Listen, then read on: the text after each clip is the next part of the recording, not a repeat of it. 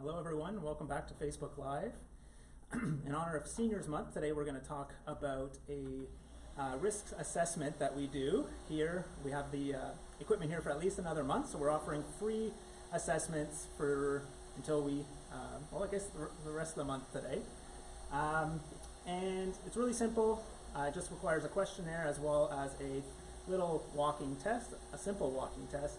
And yeah, it gives a lot of good, valuable information, which will help you understand your potential risk for falling within the next year, I believe. Mm-hmm. You're in for a treat as well, as most of us are here, so we can give you some tips and tricks at the end to help hopefully prevent a fall from occurring in the first place. So, we can start it off. So one of the first things we do with this test is we put sensors, and you can see here Lisa already has those attached nice and snugly to her knees. And then the second piece is a small questionnaire. So I'm going to go through it with Lisa now so you can see kind of what you would be getting set up with. So Lisa, how old are you? 33. 33. Female? Yes. Height? 5.5 feet. 5.5. Well, I'll do 5 foot. 5.5. 5'1" is a good generous value. Approximate weight? 175. All right, so we'll move to the next page. I'll just add one thing. So this test was researched for participants 65 years and above, with some research done between 60 and 64. So it is most accurate for the older adult population, 65 plus. Mm-hmm. Just want to throw that in there. Well. Thank you. So Lisa, have you fallen in the last 12 months? No. Have you had any problems walking or moving around? No. No. Are you taking 4 or more prescription medications? No. Do you have any problems with your feet? No. No. Have you had any problems with your blood pressure dropping when you stand up? No. Do you feel dizzy when you stand up from a sitting position? No. Do you have any problems with your vision? Not anymore. No. So if someone had glasses, they would get an automatic yes for that guy. Have you had any change in your ability to manage your routine activities in the home? No. No. All right. So what we're going to do is have Lisa sit down here, and we have mapped out exactly 3 meters from where Lisa is sitting. So once I say start, Lisa will get up and walk to that mark, turn around, walk back, and sit down in the chair, and that is the entire test, and then we'll go over her results. All right. When I say start, that's when you can get up and start to walk to your point. 3, 2, 1, start.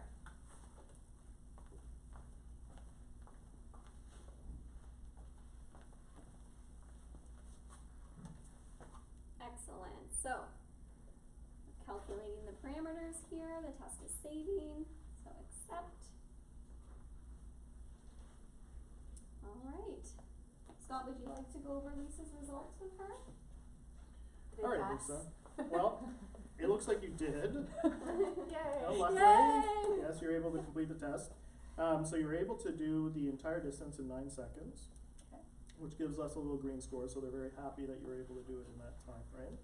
And it shows, it goes over your mobility assessment scores, which are really just percentage points that look at how quickly you're able to walk, your ability to turn, as well as to stand up, as well as sit down.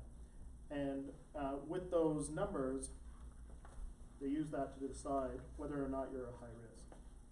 And so, where are we going here? I think that's about it in terms of the numbers that we get. You weren't actually given a nice big percentage though. Maybe it's because she's under 65.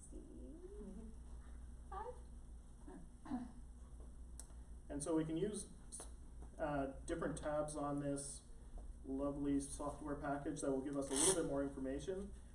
That'll break it down a little bit more into components, such as the time taken to stand, how quickly Lisa was able to walk, as well as how long it takes her to turn around and move. And so nothing was really of high risk here, except her average stride time was a little bit on the slow side. And the same with her walking velocity was a little bit low as well. So at the end of the test, you do also get a printout report, I believe. Yeah. Soft copy, potentially hard copy. So all those numbers, all that information is provided to you, so you can see potentially why you may be at higher risk or what strengths you have that put you at lower risk. And that way you know what needs improvement as well as what you need to maintain in order to help reduce that risk of falling. And when you do the assessment too, you'll get a falls prevention educational handout that was developed by everybody on our team. So you get a little bit more specific education and recommendations about things you could be doing in your day-to-day life to reduce your risk of falling once you have that information that you got from the assessment in the first place.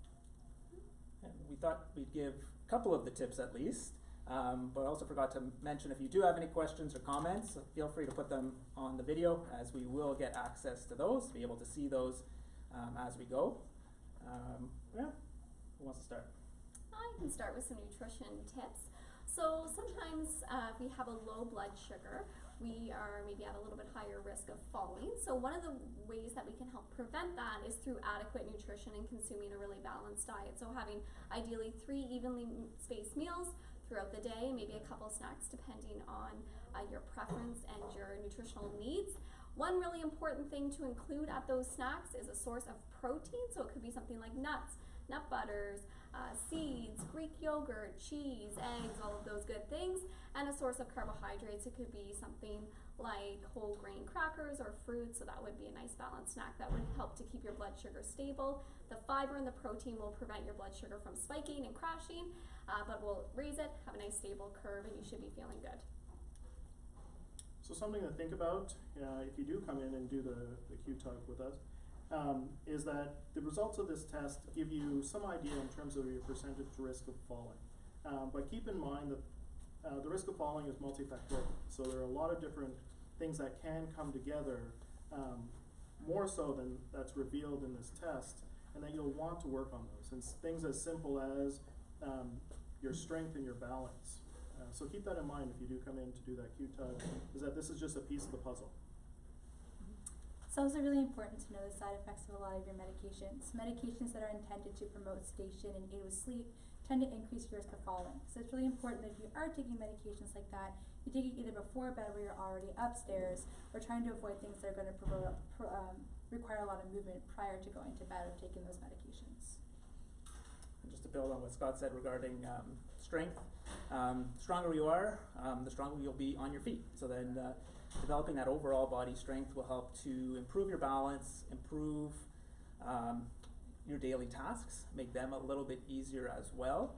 And a good way to practice as well is if you find your balance is a little bit off in certain situations, practice doing them, first of all, in a safe environment, as well as developing those muscles required for those movements in order to reduce that risk of falling. Also building on what Scott said, that your risk of falling is multifactorial, so it's important to have a multidisciplinary team or approach looking at your risk of falling. So if you have concerns, doing the assessment with us is really valuable because you can get that input around nutrition, around physical activity, around healthy habits, around your home environment. So really getting the perspectives from all of our disciplines is really valuable when we're thinking about what are all of the different risk factors that could go into your risk of falling, in addition to the percentage that this assessment tool gives you.